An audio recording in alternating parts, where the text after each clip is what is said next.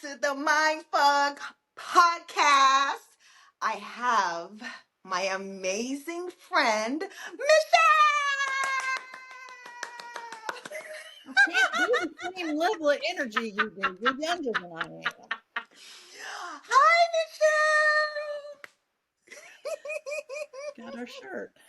Oh, yeah, that was the next thing I wanted to talk about. So, I, as I hopped on the podcast link, I saw Michelle wearing a Mind FCK T-shirt, and I was like, "Whoa!" And I just started laughing because I was like, she was like, "You're looking at a mirror," and I was like, "Literally." Oh, thank you so much for wearing the Mind FCK Co T-shirt. It really means a lot to me. Thank you. Well, thank you for sending it to me. I can't say that my husband loves it. He doesn't get it. Like, it doesn't say what you think it says. I know. Oh wow. How was your weekend? It was good. It was good. Okay. It rained, which is good. We need some rain here. Did you do anything fun? Um, no, I haven't done anything fun. My husband got bit by a dog not like 2 weeks ago, and he's been like very slowly. It got really infected, so Whoa. it's been a slow road back. So I've been playing nursemaid for like 2 weeks, which I'm not very good at. So hopefully that's over.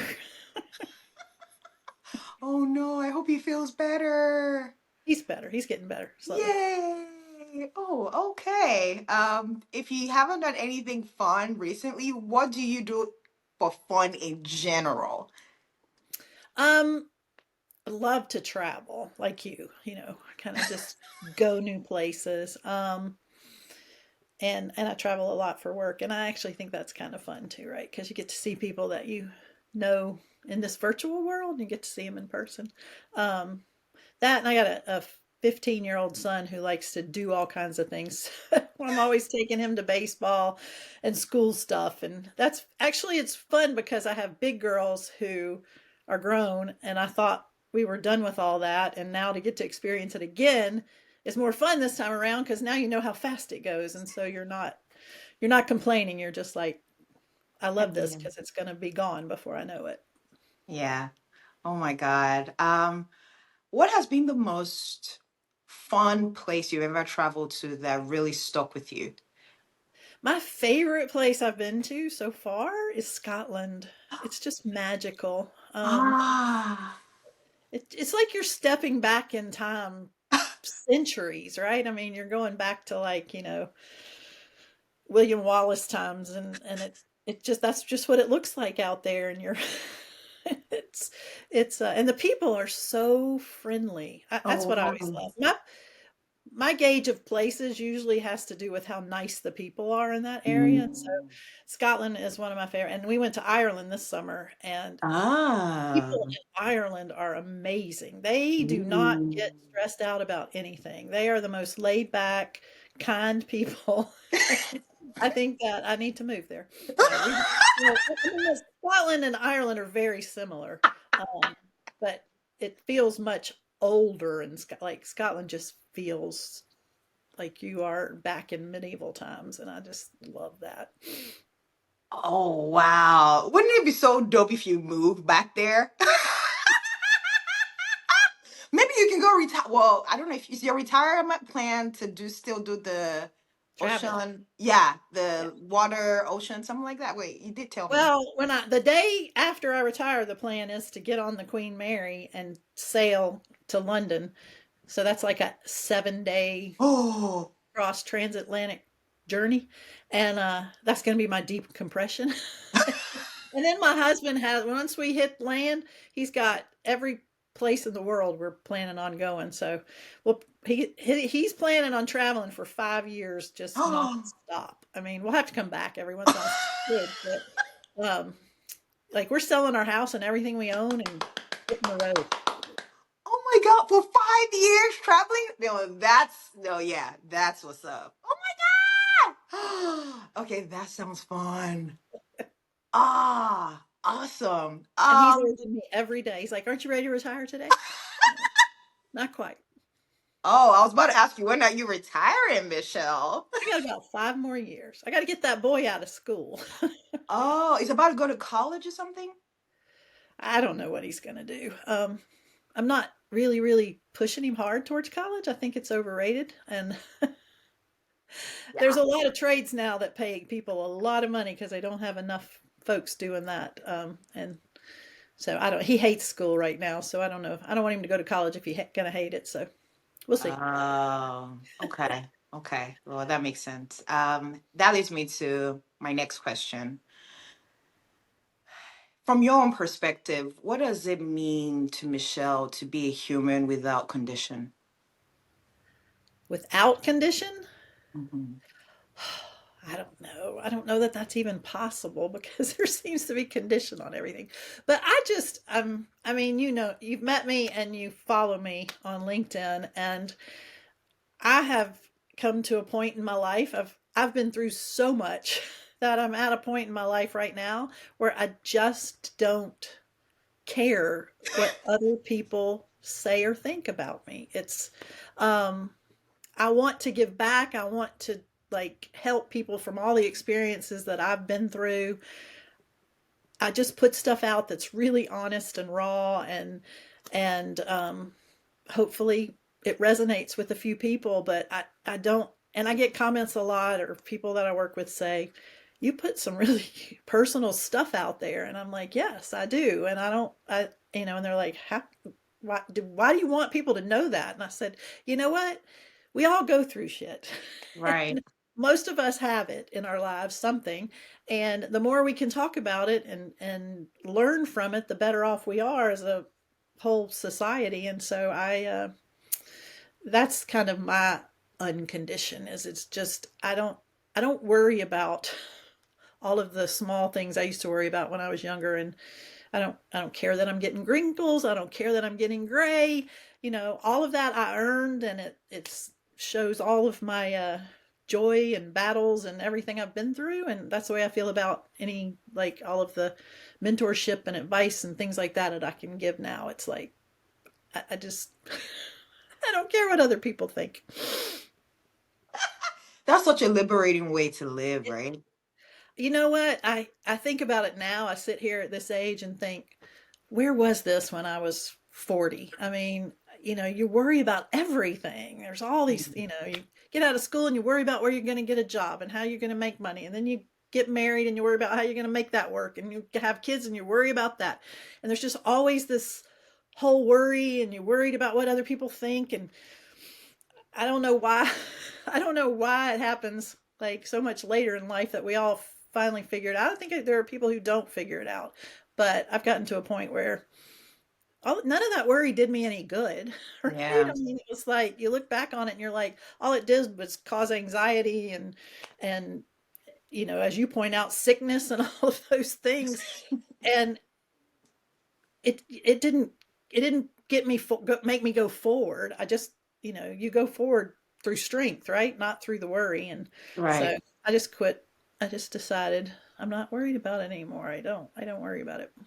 Oh my God. And I'm so fucking proud of you, Michelle, because you feel like it seems like you're living life on your own fucking terms. And that is huge. Yes, it is.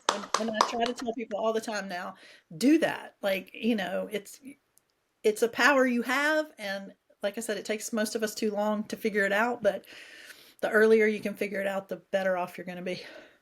Yeah. I want us to play like a little imaginative game. So let's just imagine that me and Michelle are in a room right now, and 5-year-old Michelle walks into the room. What would you tell her? Oh God. Um, 5-year-old Michelle was a very scared little kid. And I grew up in a household that was very volatile. My dad was a bipolar alcoholic, and I have siblings who were in all kinds of trouble, and it just was chaotic. And I was scared all the time. And I would tell her that it's going to be okay. You're going to make it through this, and you're going to do amazing things. Because I'm sure she didn't believe that. She was just trying to make it every day. And that would have been awesome if somebody could have stepped in and told me that it's going to be okay. You're going to make it. It's going to be all good. Wow. Thank you. That really warmed my heart. Thank you. I really felt the, the softness and the warmness and the truth in that. Thank you so much. My It leads me to the next question, and I wanted to ask Michelle, how does compassion and kindness show up in your life every day? How do you apply that in your personal life, in your business? Um, Um, let me back up a little, many years. That same scared little girl gets to be a teenager, and I developed an eating disorder because I didn't know how to cope with anything, and there was, my mom had 6 kids. She's in this really bad relationship. She was working 3 jobs. There just wasn't a lot of a time for any attention. All I tried to do was be the good kid, the one who did okay in school, never got in trouble. But in doing all of that, I figured out the only thing I could control was this food thing, and it became a problem. It became a real, I developed an eating disorder through that, and nobody noticed. Like, nobody in my family noticed. Nobody, because like they were dealing with their own shit. And there was this one woman who had mm, children who were on the swim team that I helped coach, and she opened her heart and her home to me because she knew something wasn't right. She just knew. Because on the outside, I was really, I was into the swimming, into the kids. People would have not recognized that I had anything wrong. She knew something was wrong, and she opened her heart and just kept coming at me. And I didn't admit it at first. And finally, she was the one who broke down the walls and got me help that I needed and showed wow. me that compassion and kindness.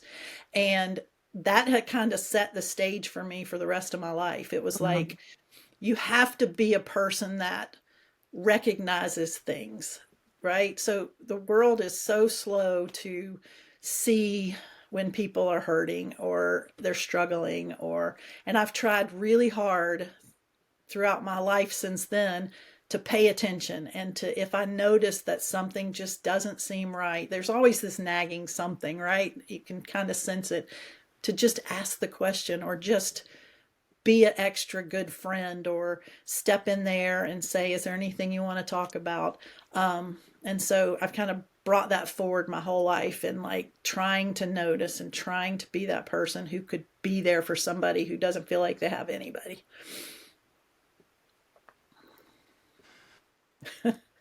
Am I being too deep for you? I love it. Thank you. I love the humanness of it. I really appreciate it. I can feel so much warmth and humanity in your story. And I know that for anyone listening, they might just get inspired on their story, on their journey, to remember that it's okay to show yourself some compassion and kindness along the way.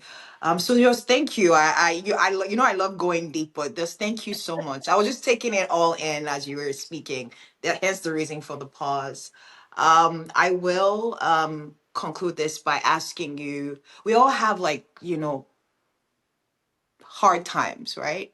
And during your hard times in life, was there any like quote that just helped you keep going, even when you could still see the storm and there was no sunshine after the storm, that you love to share with us?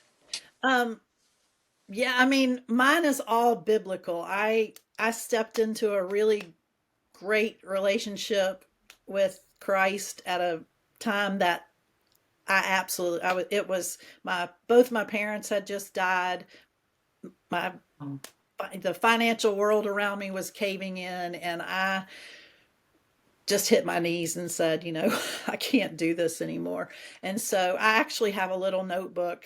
Can't yay. put my hands on it right now, but it's, Oh, one of those little spiral notebooks that you get that are about that big, and I just write scriptures in it, oh and wow.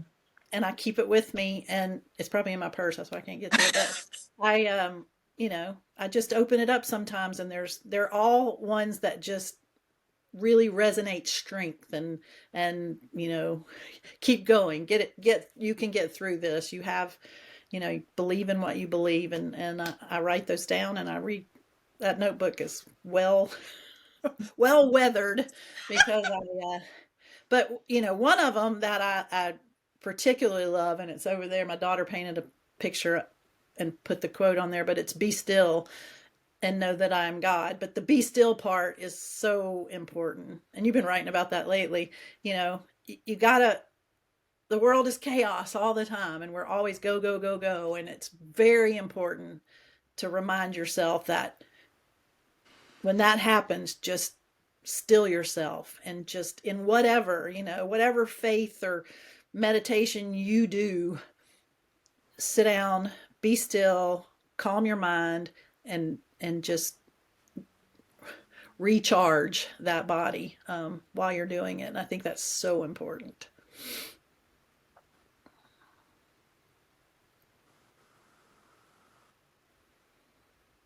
Thank you. Thank you so much. I appreciate your light. I appreciate your kindness. I appreciate your heart. I appreciate your humanness. Thank you. I this really means a lot to me, Michelle. Thank you so much for honoring this invitation. Thank you. Thank you. Thank you. You Thank are you. so welcome. When you asked me, I was like, of course. I mean, I think that you are just putting so much good out there in the world, and I love seeing everything you do. And it's like, I wish I could be that positive all the time. I remember when I drove down to Nashville to meet you in Yes. person, and I was like, you just ran up and the biggest hug, and I'm like, oh, this is a person full of joy in life, and that's just so wonderful. And I told you then, I'm not a big hugger. Whenever that happens to me, I'm like, woo! But it was wonderful. It was like, you just bring it. You just light up a room, a whole. We were in that giant place. You lit up the whole place. Thank you. You remember that when you were about to go down the escalator and that lady came? Remember when I think she came to hug us? Do you You remember? hugged her, yeah. Yeah, She looked like she yeah, yeah, was. You said, "Do you need a hug?" And you just, woo, hugged her. It was awesome. Oh man, oh man. I am so grateful that I am connected with you. I am grateful that you're my friend. I really, truly fucking appreciate you, Michelle. Thank you. Thank you. Thank you. And for any beautiful human being listening to this, when it gets heavy, when it gets chaotic, please come back to some compassion and kindness for yourself.